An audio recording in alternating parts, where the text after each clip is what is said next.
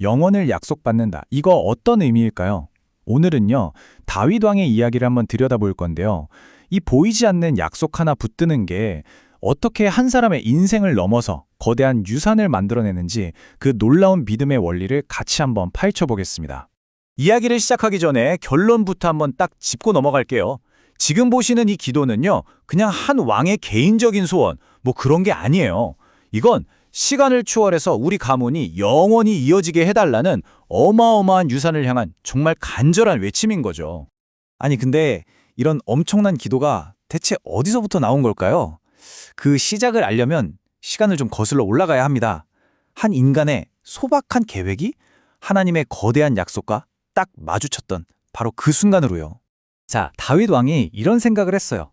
내가 하나님을 위해서 아주 멋진 눈에 보이는 성전을 지어드려야겠다. 의도는 정말 좋았죠. 근데요, 하나님의 생각은 완전히 달랐어요. 판을 그냥 확 뒤집어 버리신 거죠. 다윗아, 네가 날 위해 집을 짓는 게 아니고 내가 너를 위해 영원히 무너지지 않을 집, 그러니까 바로 너의 왕조를 세워주겠다. 이렇게 약속하신 거예요. 바로 이 지점에서 이야기가 아주 흥미롭게 흘러갑니다. 한번 생각해 보세요. 내 계획이 거절당했어요.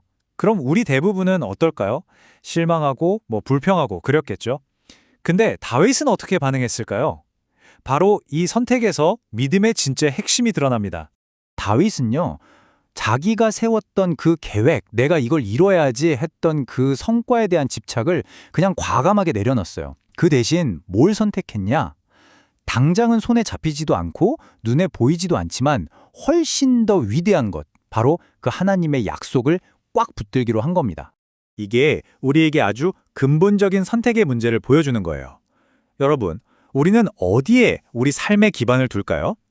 시시때때로 변하는 내 감정? 아니면 절대로 변하지 않는 하나님의 약속? 이 질문 앞에 서게 되는 거죠. 바로 이겁니다. 이게 바로 믿음의 본질이에요. 믿음이라는 건 오늘 기분이 좀 좋은데? 이런 느낌의 문제가 아니라는 거죠.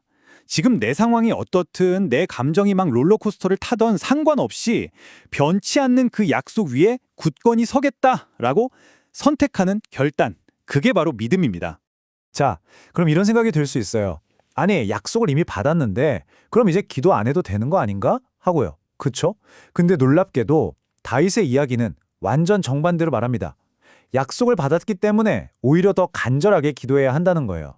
그러니까 약속을 받았다는 게 무슨 자유이용권 같은 게 아니라는 말이에요. 오히려 이건 이제 우리 더 깊은 관계로 나아가자 하는 초대장 같은 거죠. 하나님께서 이미 내가 이렇게 해줄게 라고 말씀하신 바로 그것을 겸손하게 이루어 주세요 하고 구하는 것, 이게 바로 약속을 받은 사람의 기도입니다. 근데 솔직히 한번 우리 기도를 돌아볼까요? 많은 경우에 이렇지 않나요? 하나님, 저 좀 잘 되게 해주세요. 저 이거 필요해요.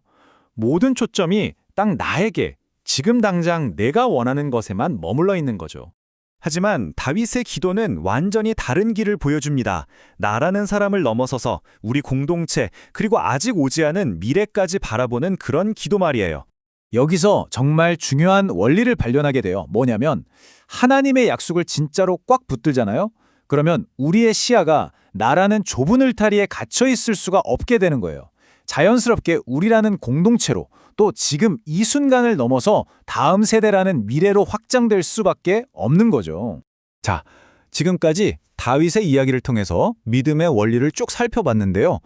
그럼 이제 가장 중요한 질문이 남았습니다. 이 까마득한 옛날 이야기가 21세기를 살아가는 바로 우리에게 대체 무슨 의미가 있을까요? 이 이야기가 왜 중요하냐? 바로 이 지점 때문입니다. 이 불확실한 세상 속에서 약속이라는 건 확실한 거거든요. 우리가 살면서 흔들릴 수는 있어도 완전히 무너지지는 않게 잡아주는 단단한 기초가 되어주는 거죠.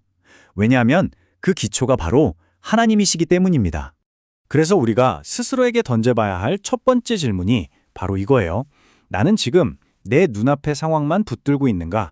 아니면 그 너머의 약속을 붙들고 있는가? 혹시 너무 당장의 일시적인 문제에만 파묻혀 있지는 않나요? 그리고 이 모든 이야기를 관통하는 마지막 질문을 던지면서 오늘 이야기를 마무리하려고 합니다. 여러분의 기도는 어디까지를 바라보고 있나요?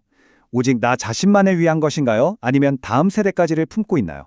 여러분의 믿음이 만들어갈 그 유산의 최종 수혜자는 과연 누가 될까요?